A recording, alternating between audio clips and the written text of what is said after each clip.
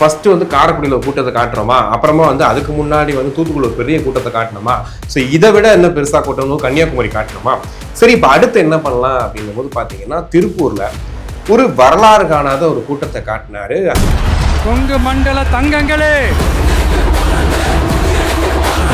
பேசிய விஷயங்களும் பார்த்தீங்கன்னா நெசவாளர்களுக்கும் அந்த பகுதி மக்களுக்கு தேவையான அத்தனை விஷயங்களையும் ஒரு வாக்குறுதியாக விஜய் அவர்கள் கொடுத்திருந்தார். இந்தியாவிலே அதிகமான MSME நிறுவனங்கள் மூடப்பட்டதுல தமிழ்நாடு தான் 2வது மாநிலம். சென்னையில பார்த்தீங்கன்னா நேற்று ஒரு பெரிய ஒரு பிரச்சாரம் பண்ண போறாரு. ஒரு 3-4 இடம் போக போறாரு. 8 மணி வரைக்கும் அனுமதி அப்படின்ற மாதிரி இருந்துச்சு. ஏன்னா சென்னையை பொறுத்த வரைக்கும் இன்னைக்கு தாவேக்கால நட்சத்திர வேட்பாளர்கள், அதாவது விஜய் உட்பட எல்லாமே சென்னையில தான் வந்து போட்டிடுறாங்க. ஸோ அவங்களுக்கு ஆதரவு திரட்டுற மாதிரி ரோட் ஷோ பிளஸ் ஏதாவது பேசுவார்னு எதிர்பார்த்தோம். ஸோ வள்ளுவர் கோட்டம், எழும்பூர், டி நகர்னு சொல்லிட்டு வந்தார். நான் என்ன நினைச்சேன்னா, சரி வெளியூர்கள்லயே இவ்வளவு கூட்டம் கூடுது, சென்னையில வந்து டிவிக்கு வந்து ரொம்ப ஸ்ட்ராங்கா இருக்குன்ற மாதிரி தான் இப்ப வரைக்கும் இருக்கக்கூடிய எல்லா சர்வேயும் சொல்லுது. சரி, இங்கேயும் ஒரு பெரிய மாஸ் கிரௌடு வரும் அப்படின்னு எதிர்பார்த்தா, இங்க பாத்தீங்கன்னா அதாவது அதெல்லாம் மிஞ்சுன்னு சொல்லுவாங்க இல்லையா, சென்னை பீப்புள் ஒரு பக்கம் வந்து விஜயை பிடிச்சவங்க ஓகே, பட் இன்னொரு சைடு பார்க்கும்போது சென்னையில யதார்த்தமா தானே இருப்பாங்க, என்ன பெரிய நடிகரை பார்த்து இன்னும் பெருசா கூட்டம் கூடிய போகுது அப்படின்ற மாதிரிலாம் இருக்கும்போது, இவர் நடிகர் கிடையாது, நடிகரை தாண்டி ஒரு அரசியல் கட்சி தலைவர். இந்த அரசியல் கட்சிக்கு நாங்க ஆதரவு தெரிவிக்கணும் அப்படின்னு சொல்லிட்டு ஒரு பெரிய கிரௌடை பார்த்தோம்.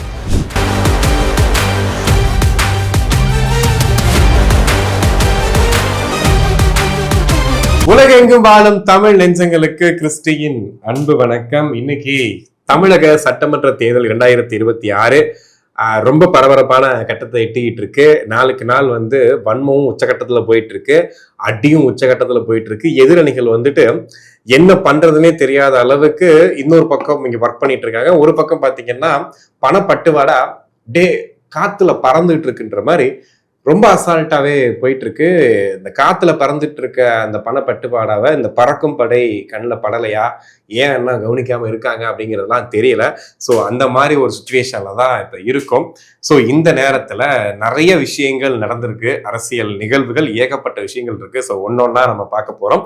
ஃபர்ஸ்ட் வந்து விஜய் அவர்கள் தமிழக சட்டமன்ற தேர்தலில் ஒரு கண்டிப்பா ஒரு வின்னிங் ஃபேக்டரா இருந்துடணும், நமக்கான தொகுதிகளை சம்பாதிச்சிடணும் அப்படிங்கிறதுக்காக முழு மூச்சோட பிரச்சாரத்தை துவங்கியிருக்காரு. அப்படிங்கிற மாதிரி இருக்கும்போது ஏன் வந்து விஜய் அவர்கள் ஒரு நாள் விட்டு ஒரு நாள் பிரச்சாரம் பண்றாரு அப்படின்ற குற்றச்சாட்டு இருந்துச்சு. அதுக்கப்புறம் என்னன்னா, சொல்லிட்டு இருக்கும் போது டக்குன்னு கன்னியாகுமரியில போயிட்டு ஒரு பெரிய மாஸ் கிரௌட காட்டிட்டு பேசி அங்க வந்து முக்கியமான வாக்குறுதிகளையும் சொல்லிட்டு அப்படியே ரிட்டர்ன் வந்துட்டாரு. அதுக்கப்புறம் வந்து விஜய் என்ன பண்ண போறாருன்னும் போது திருப்பூர் போனார். ஆக்சுவலி இப்போ ஒரு போட்டி மாதிரி இருக்குது. ஃபர்ஸ்ட் வந்து காரைக்குடியில் ஒரு கூட்டத்தை காட்டுறோமா, அப்புறமா வந்து அதுக்கு முன்னாடி வந்து தூத்துக்குடி ஒரு பெரிய கூட்டத்தை காட்டணுமா, ஸோ இதை விட என்ன பெருசா கூட்டணும் கன்னியாகுமரி காட்டணுமா.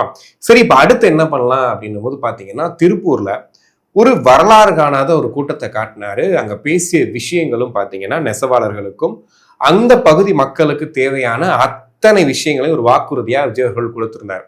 ஒரு என்ன சொல்றது, ஒரு ஃபியூச்சரிஸ்ட் திங்காவே இருந்துச்சு. அதாவது எதிர்காலத்துல இதெல்லாம் சாத்தியமாகாதா அப்படின்னு யோசிச்சுட்டு இருந்ததும் சரி, விஜய்க்கு என்ன அரசியல் தெரியும், எதிர்கால சிந்தனை விஜய்க்கு இருக்கா, விஜய் என்ன பெருசா அரசியல மாற்றத்தை கொண்டு போயிட போறாரு அப்படின்னு கேட்டுட்டு இருந்தவங்களுக்கும் ஒட்டுமொத்தம் அவருடைய வாக்குறுதிகள் வந்து பதில் சொல்லிட்டு இருக்கு. உண்மையாவே சொல்ல போனா, இதுக்கு முன்னாடி கன்னியாகுமரியில சொன்ன விஷயங்களா இருக்கட்டும், ரொம்ப பாயிண்ட் அவுட் பண்ணி ரொம்ப மைல்டா இந்த விஷயத்த மாத்தினா போதும் எல்லாமே மாறிடும்னு சொன்ன விஷயமா இருக்கட்டும், அதுக்கப்புறம் இதுல வந்து சொன்ன விஷயமா இருக்கட்டும், ரெண்டுமே பாத்தீங்கன்னா ரொம்ப எதிர்கால சிந்தனையோட தான் இருந்துச்சு. இதுக்கு முன்னாடி இந்த ஊழல் ஒழிக்கிறதுக்காக அவர் சொன்ன திட்டங்களும் சரி, இப்ப சொன்ன திட்டங்களும் சரி, எல்லாமே வந்துட்டு சாத்தியமாக்கப்படலாம், அதற்கான வாய்ப்புகள் நிறையவே இருக்கு.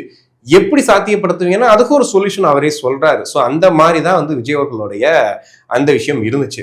பட் இருந்தாலும் திருப்பூர்ல என்ன ஆச்சு அப்படின்னு கேட்டீங்கன்னா, அந்த கூட்டத்தை பார்த்த விஜய் ஒரு நிமிஷம் வந்து பயந்துட்டார். உண்மையாவே பயந்துட்டார். ஃபேஸ்லேயே ரொம்ப ரொம்ப தெளிவா தெரிஞ்சது. என்னன்னா, கூட்டம் வந்து அலமோதி வந்துகிட்டே இருக்குது. கொஞ்சம் முன்னாடி அப்படியே வந்துட்டே வர்றாங்க, பின்னாடியும் தள்ளிட்டே போறாங்க. அவர்னால ஒரு கட்டத்துக்கு மேல வந்து அந்த கூட்டத்தை பார்த்தோன்னா அவருக்கு கரூர் ஸ்டாம்பேட் வந்து கண்டிப்பா கண்ணு முன்னாடி வந்துட்டு போயிருக்கும்.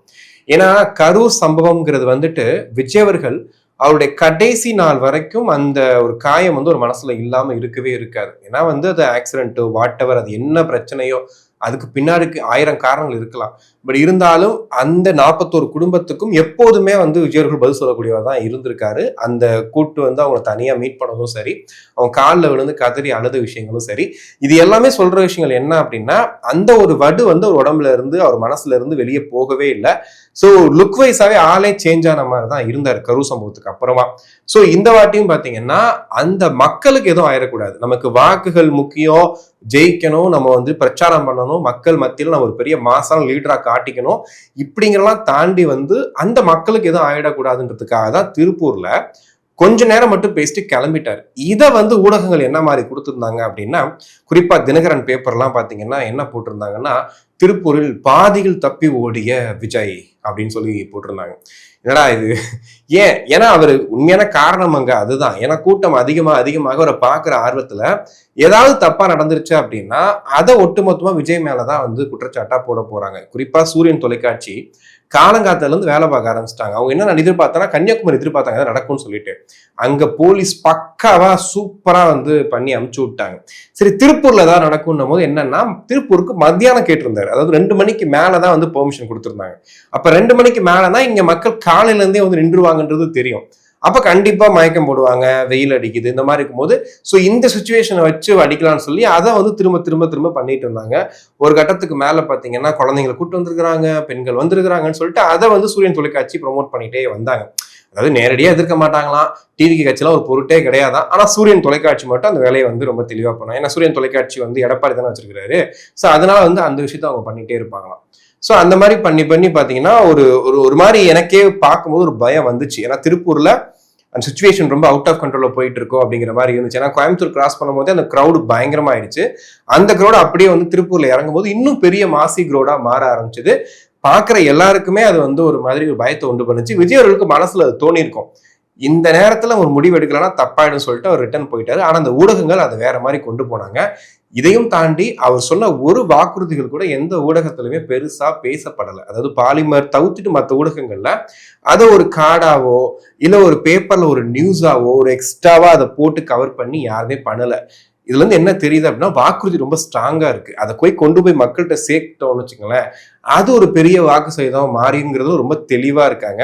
ஸோ அந்த வேலையை தான் அங்க பார்த்துருந்தாங்க. ஸோ அப்படியே முடிச்சுட்டு அவரு சென்னை வராரு. சென்னையில பாத்தீங்கன்னா சென்னையில பாத்தீங்கன்னா நேத்து ஒரு பெரிய ஒரு பிரச்சாரம் பண்ண போறாரு. ஒரு 3-4 இடம் போக போறாரு. 8 மணி வரைக்கும் அனுமதி அப்படின்ற மாதிரி இருந்துச்சு.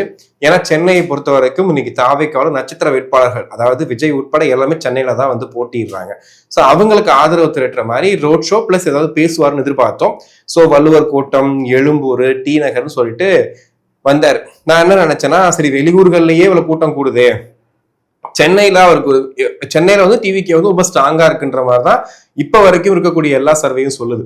சரி, இங்கேயும் ஒரு பெரிய மாஸ் கிரௌடு வரும் அப்படின்னு எதிர்பார்த்தா, இங்க பாத்தீங்கன்னா அதாவது அதெல்லாம் மிஞ்சுன்னு சொல்லுவாங்க இல்லையா, சென்னை பீப்புள் ஒரு பக்கம் வந்து விஜயை பிடிச்சவங்க ஓகே, பட் இன்னொரு சைடு பார்க்கும்போது சென்னையில யதார்த்தமா தானே இருப்பாங்க, என்ன பெரிய நடிகரை பார்த்துட்டு இன்னும் பெருசா கூட்டம் கூடிய போகுது அப்படின்ற மாதிரிலாம் இருக்கும்போது, இவர் நடிகர் கிடையாது, நடிகரை தாண்டி ஒரு அரசியல் கட்சி தலைவர். இந்த அரசியல் கட்சிக்கு நாங்க ஆதரவு தெரிவிக்கணும் அப்படின்னு சொல்லிட்டு ஒரு பெரிய கிரௌட பார்த்தோம். பார்க்கும்போதே தெரிஞ்சு இன்னைக்கு கண்டிப்பா பல வழக்குகள் விஜய் மேல போட போறாங்கன்ட்டு. அங்க இருந்து டி நகர்ல இருந்து எழும்பூர் தாண்டி வந்துட்டு இருக்காரு. ஃபுல்லா பாத்தீங்கன்னா பயங்கரமான கிரௌடு. அதை பார்த்துட்டு இப்போ காவல்துறை அவர் மேல வழக்கு போட்டிருக்காங்க. என்ன போட்டிருக்காங்க அப்படின்னா வந்துட்டு, பொதுமக்களுக்கு இடையூறு, அதை தாண்டி வந்து அளவுக்கு அதிகமாக கூட்டம் சேர்த்தது. அதாவது அவர் போய் ஒரு இடத்துல நின்று எல்லாரையும் வாங்க வாங்கன்னு கூட்டம் சேர்த்த மாதிரி ஒரு பெரிய கிரௌடு வந்துருச்சு, மக்களுக்கு இடையூறு ஆயிடுச்சுன்னு சொல்லிட்டு ஒரு வழக்கு போட்டிருக்காங்க. ஸோ இந்த வழக்கும் இதுவும் வந்துட்டு அவர் மேல இப்ப விழுந்திருக்கு. அதை மிஞ்சி ஒரு கரெக்டா ஒரு 6 மணிக்கு மேல வந்துட்டு அவர் அதோட நிப்பாட்டிட்டு கிளம்பிட்டார் வீட்டுக்கு. இது வந்து எல்லாருக்கும் ஒரு விமர்சனமா இருந்துச்சு. அது எப்படி வந்து 6 மணியோட கிளம்பிட்டாரு, என்ன நினைச்சிட்டு இருக்காரு விஜய் அப்படி இப்படின்னு சொன்னாங்க. 6 மணிக்கு மேல விஜய் பேச மாட்டாரா அப்படி இப்படின்னு சொல்லிட்டு நிறைய விமர்சனங்கள் பண்ணாங்க. ஆக்சுவலி திருப்பூர்ல என்ன முடிவு எடுத்தாரோ அதே முடிவு தான் இங்கேயும் எடுத்தாரு. ஏன்னா நேற்று ஒரு வீக் டே, நேற்று நான் கண்டிப்பா நிறைய வண்டி கிராஸ் பண்ணிட்டு இருந்த டைம், ஆல்ரெடி விஜய் அவர்கள் வள்ளுவர் கோட்டம், டி நகர் இருக்கும் போதே ஒரு பெரிய டிராபிக் ஒன்று உருவாயிருச்சு. ஸோ இதுக்கு மேலேயும் போச்சு அப்படின்னா இந்த டிராஃபிக்கு, இந்த சிக்கல் இதுலயே ஏதோ ஒரு பிரச்சனை வந்துருமோன்ற பயத்துலதான் அவர் கிளம்பிட்டாரு. பட் ஆனா அதையும் ஒரு பாருங்க 6 மணியோட போயிட்டு அவருக்கு இன்ட்ரெஸ்டே கிடையாது. அவர் என்னதான் அரசியல் பண்றாரு அப்படிங்கிற மாதிரி ஒரு பக்கம் கிளப்பி விட்டுட்டு இருக்காங்க. ஸோ இதுதான் நடந்துகிட்டு இருக்கு. பட் இன்னைக்கு விஜய் அவர்கள் தேர்தல் வாக்குறுதிகளை மொத்தமா கொடுக்கறதுக்கு ஒரு பிளான் பண்ணிக்கிறதா சொல்றாங்க. மேபி அதை மொத்தமா கொடுத்துட்டாரு அப்படின்னா அதை ஃபுல்லா டீகோட் பண்ணி பேசுவோம். ஏன்னா இன்னைக்கு அதிமுகவுக்கோ திமுகவோ அவங்க ஒரு வாக்குறுதிகள் கொடுத்தாலும் அதை கொண்டு போய் சேர்க்கறதுக்கு நிறைய சேனல்ஸ் இருக்கு. ஆனா இப்ப டிவிகே மாதிரி என்டிகே மாதிரி சேனல்களுக்கு கட்சிகளுக்கு என்ன இருக்கு அப்படின்னா நம்மள மாதிரி யூடியூப் சேனல்ஸ் தான் அவங்களுடைய கொள்கை கோட்பாடுகள் அவங்களுடைய விசன்ஸ் எல்லாத்துக்கும் போய் கொண்டு போய் சேர்க்க முடியும். ஸோ அது வெளியே வந்தாலும் ஃபுல்லா டீட்டெயிலா என்ன சொல்றாருன்னு பார்ப்போம். ஆனா இது வரைக்கும் அவர் கொடுத்த வாக்குறுதிகள் எல்லாமே ரொம்ப சூப்பர். அதுல குறிப்பா அந்த இலவசங்கள் அப்படிங்கிறதுல விமர்சனம் இருக்கு. பட் அதை தாண்டி அவர் அந்த எதிர்கால சிந்தனையை நோக்கி பண்ணார் இல்லையா, அந்த விஷயங்கள் எல்லாமே சூப்பரா இருக்கு. சரி, இது ஒரு பக்கம் நடந்துட்டு இருக்கும்போது இன்னொரு பக்கம் என்ன கூத்து அப்படின்னு பாத்தீங்கன்னா, திமுக சேலத்துல ஒரு பெரிய ஒரு மாநாடு மாதிரி ஒரு இது போட்டிருக்காங்க. அதுல இந்த சொல்வதெல்லாம் உண்மையில வரும் ஒரு டயலாக் ஒன்று வரும், தம்பி நல்ல பையன்தான், என்ன கொஞ்சம் கஞ்சா அடிப்பான் அப்படிங்கிற மாதிரி சொல்லுவாங்க. ஸோ அந்த மாதிரி பார்த்தீங்கன்னா பிரேமலதா விஜயகாந்த் அவர்கள் என்ன பண்றாங்கன்னா தேமுதிக பொதுச் செயலாளர் சொல்லி மென்ஷன் பண்ணிடுவோம், அப்பதானே தெரியும். ஏன்னா விஜயகாந்த் அவர்கள் இருக்க வரைக்கும் தேமுதிகன்ற கட்சியை தாண்டி விஜயகாந்த் முகம் இருந்துச்சு. இன்னைக்கு அப்படி ஒரு கட்சி இருக்கு, அதுக்கு பொதுச்செயலர் இருக்காங்க, அதுக்கு பிரேமலதா தான் பாத்துக்கிறாங்கன்றதே சொல்லிதான் தெரிய வேண்டியிருக்குன்ற அளவுக்கு ஆயிடுச்சு. ஸோ அவங்க நின்று பேசுறாங்க. இந்த பக்கம் பாத்தீங்கன்னா கமலஹாசன், திரு மு.க. ஸ்டாலின் ஐயா எல்லாருமே உட்கார்ந்துருக்குறாங்க. அப்போ அவங்க பேசும்போது நம்ம அண்ணன் ஆட்சியில என்ன பிரச்சனை, ஒன்றும் இல்லை, அங்கங்க பாலியல் பலாத்காரம் நடக்குது, பெண்களுக்கு பாதுகாப்பு இல்லை, ஒரு பெண் நடுராத்திரியில் நடந்து போகணும்னு சொல்லிட்டு காந்தியடிகள் சொல்லியிருந்தாரு, அப்பதான் முழு சுதந்திரம் கிடைச்சதுன்னு சொல்லியிருந்தாரு. ஆனா அதெல்லாம் தாண்டி இங்க இப்பெல்லாம் நடக்குது, இதை தாண்டி ஒரு என்ன பிரச்சனை சொல்லுங்க பார்ப்போம் போது ஸ்டாலின் சாருக்கு அந்த கேமராமேன் ஜூம் வைக்காம விட்டாரு. க்ளோஸ் அப் வச்சிருந்தாருன்னா தெரிஞ்சிருக்கும், கடுப்பா இருப்பாரு உண்மையா. ஏன்னா அங்க இருந்துகிட்டே, அதாவது நம்ம இருந்த கட்சியில் இருந்து கொண்டே அந்த கட்சியை போட்டு அடிக்கிறதுலாம் எப்படி இருக்கும். ஸோ அந்த மாதிரி ஒரு தரமான சம்பவம் பண்ணாங்க. எனக்கு அதை பார்க்கும்போது என்னடா இது அவரை வச்சுக்கிட்டே சொல்லிட்டு இருக்காங்க, அவங்க கட்சிக்காரங்களே சொல்லிட்டு இருக்காங்க, கூட்டணியிலே சொல்லிட்டு இருக்காங்க, கட்சிக்காரங்களும் சொல்லலாம், ஏன்னா அண்ணன்றாங்க, இப்போ அப்பான்றாங்க. அதை தாண்டி விஜய் அட்டாக் பண்றாங்களாமா. அதாவது நேத்து ஒருத்தர் வந்துருக்காரு, நடிகர் ஒருத்தர் லாலிபாப் பேபி வந்திருக்கிறாரு, அவர் அரசியல் பேசி 75 வருஷ கட்சியை அரசியல் பேசுறாரு அப்படின்னு. ஆக்சுவலி விஜயகாந்த் இருக்காரு இல்லையா, கேப்டன் அவர்கள், அவர் மேல இன்னைக்கு இல்லை என்னைக்குமே மரியாதை போகாது. ஏன்னா அந்த மனுஷன் நல்ல மனுஷன், நிறைய செஞ்சிருக்காரு இந்த நம்ம தமிழ்நாட்டுக்காக. சோ அவர் அவர் போட்ட சாப்பாடை சாப்பிட்டு அந்த ஒரு என்ன சொல்றது, அந்த இது என்கிட்ட இருக்கு, அதுக்காக நான் சொல்றேன். அவரு அதாவது அவர் வாழ்க்கையில அரசியல்ல அவர் ஏதோ ஒரு கட்டத்துல ஏதோ ஒரு இடத்த போய் அடைய வேண்டிய ஒருத்தர். அவர் நொடிச்சு போனதுக்கு உண்மையான காரணம் பாத்தீங்கன்னா திமுகன்ற கட்சி, அவங்க பேச்சாளர்கள் பேசிய பேச்சு, மேடையில வடிவேல பேச விட்டு கீழே உட்கார்ந்து சிரிச்சுக்கிட்டு இருந்தவங்க இன்னைக்கு அதே கட்சி மேலே ஏறி நின்றுகிட்டு தேமுதிக சொல்லுது இந்த மாதிரி நடிகர்கள் வருவாங்க போவாங்க, அதெல்லாம் இதே கிடையாது, திமுக தான் வெல்லுன்ற அளவுக்கு பேசுற அளவுக்கு ஆயிடுச்சு. இதை எப்படி எடுத்துக்கிறதுனே தெரியல. ஏன்னா யோசிச்சு பாருங்க, அவங்க சொல்றாங்க இந்த மாதிரி புதுசா ஒருத்தவங்க வருவாங்க, விஜயகாந்த் வந்தாருன்னா அவரோட பலத்தை நிரூபிச்சாரு, அதுக்கப்புறமா பண்ணாரு அப்படின்ட்டு வளர்றாங்க. ஆமா, அவங்க பண்ணாங்க வந்தாங்க, ஓகே. விஜய் வராரு புதுசா பண்ணுவாரு, ஓகே பண்ண போறாரு, வாட்டவர், அது அவங்க பிரச்சனை, இது பண்ணலாம். பட் இவங்க அங்க இருந்துகிட்டு நடிகர்கள் அரசியலுக்கே வரக்கூடாதுன்ற மாதிரி பேச டக்குன்னு அப்படியே மாத்துறாங்க. ஏன்னா விஜயகாந்த் நடிகர் இல்லையா. ஆக்சுவலி உண்மையா சொல்ல போனா அங்க உட்கார்ந்ததுல எல்லாருமே நடிகர்கள் தான். அதுல முக்கியமா மு.க. ஸ்டாலின் அவர்கள் ஒரு நடிகர் தான், கமலஹாசன் ஜி அவரும் நடிகர் தான், எல்லாருமே நடிகர்கள் தான். ஸோ அவங்க அரசியலுக்கு வந்தாங்க, அதுக்கப்புறம் மக்கள் ஏத்துக்கிட்டாங்க, அதுக்கப்புறம் அவங்களுக்கு ஓட்டு போட்டாங்க, அவங்க ஒரு இடத்துக்கு வந்தாங்க, எல்லாமே நடந்துச்சு. இதுல பிரேமலதா அவர்களுக்கு இப்படி ஒரு பிரச்சனை அப்படின்னா, கமல் சாரோட மீம் ஒன்று வைரல் ஆயிட்டு இருக்கு. உண்மையிலே சொல்ல போனா சிஎஸ்கே ஃபேனா இருக்குது கஷ்டமா, ஆர்சிபி ஃபேனா இருக்கிறது கஷ்டமா, விஜய் ஃபேனா இருக்கிறது கஷ்டமா அப்படிலாம் சொல்லிட்டு நிறைய மீம்ஸ் எல்லாம் பார்த்தோம். உண்மையா சொல்ல போனா கமல் சார் ஃபேனா இருக்கிறது ரொம்ப கஷ்டம். ஏன்னா நேத்து அவங்க சேலம் அந்த கூட்டத்துக்கு வரதுக்கு முன்னாடி என்ன பண்றாங்க, ஒரு நடைபயணம் மாதிரி வர்றாங்க, நடந்தே வரணும் அப்படின்ற மாதிரி. அப்படி வந்துட்டு இருக்கும் போது இங்க இருந்து கேமரா அப்படி எடுத்துக்கிட்டே வர்றாங்க, கமல் சாரை காணோம், இல்ல கமல் சாரை காணோம்னு சொல்லிட்டு எல்லாம் தேடுறாங்க.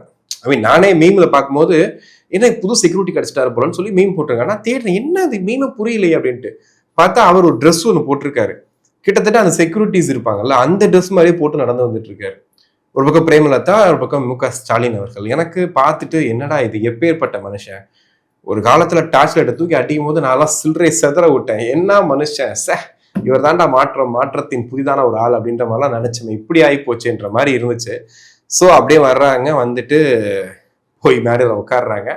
கமல் சாரும் வந்து பேசுறாரு, இது வந்து திராவிட குடும்பம், இது நடிகர்களை கூட்டின குடும்பம் கிடையாது அப்படின்ட்டு. இவங்க சொல்ல வர விஷயங்கள் என்ன சொல்ல, ஐ மீன் இவங்க பண்ற விஷயங்கள் என்ன சொல்ல வருது தெரியுமா? நான் ஃபர்ஸ்டே சொன்ன விஜயகாந்த்னு ஒருத்தர் வந்தாரு, ரொம்ப எளிமையா யதார்த்தமா அரசியல் பேசினாரு. அவர் மேடையில பேசின இன்னும் கூட ஞாபகம் இருக்கு. அவர் சொல்லுவாரு, இந்த மாதிரி வந்துட்டு நான் என்ன பெருசா கேட்டுற போறேன், எல்லாரும் செத்தா வந்து அந்த 6 அடி நிலம் தானே, அதே மாதிரி என்னையா காசு காசுன்னு ஏன் அப்படி போட்டு சாவடிக்கிறீங்க, செத்தா கூட வந்து அருணாக்கரை அவுத்துட்டு தான் வந்துட்டு புதைக்கிறானுங்க, ஏன் உங்க வீட்டுல வந்தா எனக்கு ஒரு வாய் சோறு போட மாட்டீங்களா அப்படின்னு ஊழலுக்கு எதிராக, நடக்கிற பிரச்சனைகளுக்கு எதிராக, கரண்ட்டை கட் பண்றது திமுக, என் மண்டபத்தை உடைச்சது திமுக, என்ன அப்படி நொடிக்க வச்சது திமுக அப்படின்னு சொல்லிட்டு அவ்வளோ சொல்லியும் அந்த கட்சி கூட கூட்டணி வச்சுக்கிட்டு மேடையில நின்றுக்கிட்டு அவங்க அவ்வளோ பெருமையா பேசுறதா இருக்கட்டும். ஏன் அவங்க நடிகர்னு சொல்லும் போது அவங்களோட பையனுமே என்ன, அப்ப எல்லாமே எப்படி சொல்றதுன்னா, இப்போ இது பாக்குற மக்களுக்கு என்ன ஆகும் அப்படின்னா, ஒரு புதுசா ஒருத்தர் அரசியலுக்கு வரவே கூடாது, அவன் நடிப்பா, ஐ மீன் நடிகரோ வாட் எவர், புதுசா யாரும் வந்துடக்கூடாது, வந்துட்டா இவங்க இப்படிதான் வந்து சேர்ந்து பேசுவாங்க. அது ஒண்ணு. இன்னொன்னு, இந்த மாதிரி நம்பி வந்து, அதாவது கமல் சார் வரும்போதும் சரி, விஜயகாந்த் வரும்போதும் சரி, ஒரு பெரிய எழுச்சி இருந்துச்சு இல்லையா? அப்ப அந்த எழுச்சி எங்க போகுது அப்படின்னா, இதெல்லாமே நார்மலைஸ் ஆயிடுங்க, யார் வந்தாலும் இப்படிதான் வருவாங்க, அப்புறம் அப்படியே அமைங்கிடுவாங்கன்னும் போது மக்களுக்கு சலிச்சு போயிடும். இப்போ அரசியல் எல்லாரும் பேசுறாங்க, இளைஞர்கள் பேசுறாங்க, எல்லாரும் பேசுறாங்க, எப்படா ஓட்டு போறோம் துடிக்கிறாங்கன்ற மாதிரி ஒரு ஃபேக்டர் உருவாயிட்டு இருக்கும்போது, இந்த மாதிரியான அரசியலை பார்க்கும்போது உங்களுக்கு என்ன தோணும்னா, யாருமே இங்க வந்துட்டு உண்மையா நேர்மையா கடைசி வரைக்கும் இருக்க மாட்டாங்க அப்படின்ற மாதிரி. நிறைய பேர் இந்த அரசியல் விமர்சகர்கள் இருக்காங்க இல்லையா, சக்கரவர்த்திகள், அவங்க என்ன சொல்லுவாங்க, இதெல்லாம் அரசியல் விளையாட்டு, இப்படித்தான் விளையாடணும், அரசியல் இப்படிதான் பண்ணணும் அப்படின்னு சொல்லுவாங்க. அவங்க இப்படிதான் பண்ண அங்க சொல்லுவாங்க, இது டிவிகேலையோ ஏடிஎம்கேலையோ இல்ல இந்த பக்கம் இருக்குல்ல என்டிகே, இவங்க கூட நடந்துச்சுன்னு வச்சுக்கலாம், அது மட்டும் பெருசா தெரியும். ஸோ அந்த மாதிரி விஷயம் தான் இப்ப நடந்துகிட்டு இருக்கு. இந்த 8000 ரூபாய் கூப்பன் ஒரு பெரிய ஸ்கேம், ஒன்று பெரிய ஸ்கேம்னு சொல்லாமான்னு கேட்டா அது ஸ்கேம் தான். அது கண்டிப்பா தேர்தல் பறக்கும் படை அதை எப்படி விட்டுட்டு இருக்காங்கன்னு தெரியல. ஒன்றும் இல்லைங்க, 8000 ரூபாய் கூப்பன் தரோம், அதுல வந்து நீங்க என்ன பொருள் வேணா வாங்கிக்கலாம் அப்படின்னு சொல்லிட்டு ஸ்டாலின் அவர்கள் ரொம்ப பெருமையாவும் சொல்றாரு. இப்பவே பேச ஆரம்பிச்சிட்டாங்க, மக்கள் எல்லாம் பேச ஆரம்பிச்சிட்டாங்க, பெண்கள், நான் கேட்கிறேன், காதுல விழுகுது, என்னெல்லாம் வாங்கிக்கலாமா, ஃப்ரிட்ஜ் வாங்கலாமா, ஏசி வாங்கலாமா, 8000 ரூபாய் ஏசி ஃப்ரிட்ஜ் எல்லாம் வாங்கலாமான்னு அவர் சொல்றாரு. அந்த மாதிரி அது எங்க வசந்தன் கொள்ள கிடைக்குமான்னு தெரியல, அந்த மாதிரி கொடுக்க போறாங்க அப்படின்ற மாதிரி பேசினாங்க. இது ஆக்சுவலி தேர்தலுக்கு அப்புறமா ஒருவேளை திமுக ஜெயிச்சா இதெல்லாம் கொடுப்பேன்னு சொன்ன விஷயம். இதை வந்து இந்த திமுக ஓட்டு கேட்க போறாங்க இல்லையா, அவங்க என்ன பண்றாங்கன்னா, அந்த 8000 கூப்பனை டூப்ளிகேட் அடிச்சு வச்சுக்கிட்டு, இதான் 8000 கூப்பன் வச்சுக்கோன்னு கொடுக்குறாங்க. ஆனா அந்த பாவப்பட்ட மக்கள் அது என்னன்னு கூட புரிஞ்சுக்காம, ஓ இப்பவே 8000 கூப்பன் கொடுத்துட்றாங்க, அதை வாங்கி வச்சுக்கிட்டாதான் நமக்கு அந்த 8000 ரூபாய் கிடைக்கும்ன்றது. எனக்கு எப்படி இருக்குன்னா, ஆக்சுவலி ஸ்டாலின் அவர்கள் ஸ்டேஜ்ல பேசும்போது சொல்றாரு, 3000 ரூபாய் கொடுத்தோம், அப்புறம் 2000 ரூபாய் கொடுத்தோம், 5000 ரூபாய் கொடுத்தோம், அப்புறம் 3000 கொடுத்தோம், 8000 ரூபாய் கொடுத்தோம், எப்படி சூப்பர்ல அப்படிங்கிறாரு. கொடுத்தோம்னா யாரு காசை கொடுத்தீங்க, கொடுத்த காசு திரும்பி கொடுக்குறீங்க, இதுல என்ன புதுசா நீங்க கொடுத்த மாதிரி சொல்றீங்கன்னு ஒரு கேள்வி வர டைம்ல, ஒரு 8000 ரூபாய் கூப்பன்னு சொல்லி அறிவிச்சுட்டு, அது உண்மையிலேயே மேலிடத்துக்கு தெரிஞ்சு நடக்கதா தெரியாம நடக்குதான்னு தெரியல. இதனால இப்ப என்ன ஆயிருக்கு அப்படின்னா, இந்த இஷ்யூ ஏன் பெருசா இருக்கு அப்படின்னா, சிந்துஜா அப்படின்ற ஒரு பொண்ணு திருச்சியில மணச்சநல்லூர்ல இந்த மாதிரி வந்து 8000 கூப்பன் கொடுக்குற இடத்துல போய் கேட்டிருக்காங்க. அப்போ திமுக கொடுத்துட்டு இருக்கும் போது, இந்த மாதிரி இல்லைங்க, இது எங்க சொந்தக்காரங்களுக்கும் திமுக ஓட்டு போடுறோம் கொடுக்குறோம்னு சொல்லி அவங்க வாக்குவாதம் பண்ண, இவங்க எனக்கெல்லாம் கொடுக்க மாட்டீங்கன்னா இவங்க சண்டை போட. ஆக்சுவலி அது உண்மையிலேயே அந்த 8000 கூப்பன்ல ஒரு யூஸும் இல்லை, அது தேர்தலில் ஜெயிச்சாதான் அது யூஸே. அப்படி இல்லாம அந்த 8000 கூப்பனை கையில வச்சுக்கிட்டு நீங்க கொடுக்கும் போது இவங்க எதிர்பார்க்கறாங்க, எனக்கு கொடுக்கலன்னு கேட்கறாங்க. அப்ப சண்டை வருது. சண்டை வரும்போது இவங்க ஒன்று சொல்ல, அவங்க ஒன்று சொல்ல, ஒரு கட்டத்துக்கு மேல கெட்ட வார்த்தையில திட்டி அவங்க ட்ரெஸ்ஸை கிழிச்சு அமுச்சு விட்டுருக்காங்க. இவங்க வீட்டுக்கு மன உளைச்சலோட போயிருக்காங்க. போய் பார்த்தா அவங்க ஹஸ்பண்ட் ஊருக்கு போயிருக்காரு. ஊருக்கு வந்த ஹஸ்பண்ட்டை வந்து சொல்றாங்க, இந்த மாதிரி ஆயிடுச்சுன்னு. அவரும் சரி படுக்க அல்ல பார்த்துக்கலாம், ஏன்னா அவருக்கு ஒரு பயம் இருக்கும் இல்லையா, ஏன்னா ஆளுங்கட்சி ஏதாவது பண்ணிடுவாங்களோன்ற ஒரு பயத்துல அவர் படுப்பா பார்த்துக்கலான் இருக்காரு. இவங்க என்ன பண்ணாங்க, கோவத்துல அவங்க வெளியே தள்ளி விட்டுட்டு இவங்க தன்னோட உயிரை மாற்றிக்கிட்டாங்க. ஸோ ஒரு போலியா ஒரு விஷயம் செய்ய போய் அது எங்க போய் முடியுது, இதுக்கு யார் பதில் சொல்லுவாங்க? இதை பத்தி வந்து பேசுவாங்களா? இப்ப இன்னைக்கு டிபேட்ஸ்ல உட்காந்து பேசுறாங்க இல்லையா, எல்லாருமே பேசுறாங்கல்ல, பவன் பேசிட்டு இருக்காங்கல்ல, இவங்க பதில் சொல்லலாம்ல. இது வந்து நாட் ஓன்லி டிஎம்கே மட்டும் கிடையாதுங்க, இப்போ ஏடிஎம்கேல பட்ட பகல்ல காசை கொடுத்துட்டு இருக்காங்க. நல்லா வீடியோஸ் வந்துகிட்டே இருக்கு. முன்னாடி சொல்லுவாங்க இல்லையா, ஒரு கேமரா 2 கேமரா 3 கேமரா, இப்போ எல்லாரும் கையில போன் வச்சிருக்கோம், எல்லாரும் வீடியோ எடுத்து போட்டுட்டு இருக்காங்க. ஸோ அது போடும்போது பணப்பட்டுவாடா ரொம்ப சாதாரணமா நடக்குது. இதுல குறிப்பா இந்த தபால் ஓட்டு, ஒருத்தர் அந்த கிராமம் உண்மையில சொல்ல சூப்பர் கிராமங்க அது. ஒருத்தர் ஒரு பாட்டி வந்து இந்த வயதானவங்களுக்கு வீட்லயே போய் தபால் ஓட்டு மாதிரி வாங்கிட்டு இருக்காங்க. அப்போ வந்து பாத்தீங்கன்னா ஒருத்தருக்கு ஓட்டு, அந்த பாட்டி ஓட்டு போடுறாங்க, அவங்க கையில காசை கொடுத்துட்டு ஓட்டு வாங்கிட்டு போயிருக்காங்க. அவர் பிடிச்சி அது என்னங்க நினைச்சிட்டு இருக்கீங்கன்னு சொல்லி திருப்பி நடத்துங்க, தேர்தலே ரத்து பண்ணுங்கன்னு சொல்லி அவர் கத்திட்டு வீடியோ போட்டுட்டு இருக்காரு.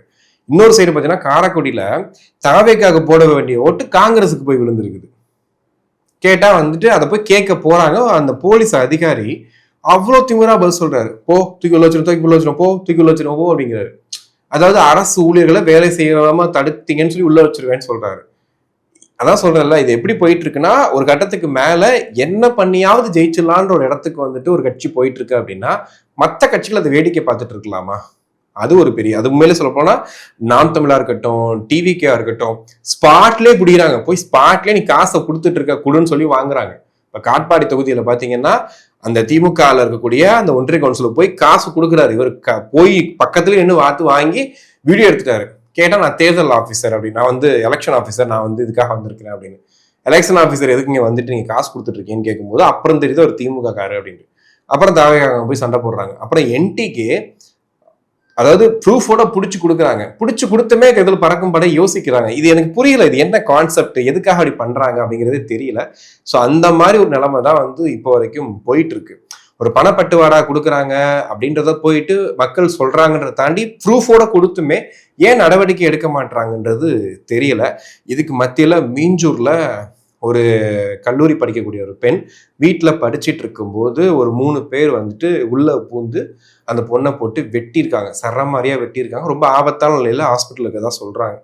ஆக்சுவலி இவ்வளவு செய்திகள் போயிட்டு இருக்கும்போது இந்த செய்தி வந்து ஒரு துண்டு செய்தி மாதிரி தெரிஞ்சான்னு தெரியல. அது ரொம்ப சாதாரணமா அந்த செய்தி கடந்து போற மாதிரி கடந்து போறாங்க.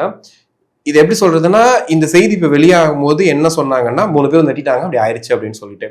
அது ஒரு பையன் பிடிபட்டிருக்கான். அந்த பிடிபட்ட பையனை போய் விசாரிக்கும் போது அவனுடைய இடுப்புல கஞ்சாவும் சொறி வச்சிருக்கான். ஆளும் சம போதையில இருக்கான். அப்போ போதை கலாச்சாரம் கஞ்சா வந்து இங்க இல்ல, இங்க கிடையவே கிடையாதுன்னு சொல்லிட்டு இருக்காங்க இல்லையா, அங்கொன்றும் இங்கொன்றும் நடக்கிறது அப்படின்னு சொல்லிட்டு. அந்த 3 பேர் ஏன் வந்தாங்க, உள்ள வந்து ஏன் அந்த குழந்தைய வெட்டினாங்க, இதெல்லாம் வேற விஷயம். அது வந்து ஏதாவது சொல்றேன்ல, இதை கூட வந்து என்ன சொல்லியிருப்பாங்க, 3 பேர்ல ஒரு பையன் பிடிபடலன்னு வச்சுக்கோங்க, இது வேற மாதிரி கொண்டு போய் ஒரு கதையை கட்டி இந்த மாதிரி ஆச்சு, இந்த மாதிரி தான் அதனாலதான் வெட்டினாங்கன்னு சொல்லிட்டு போயிடுவாங்க. ஆனா ஒரு பொண்ணு வீட்டுல தனியா இருக்கும் போது வந்து வெட்டியிருக்காங்க.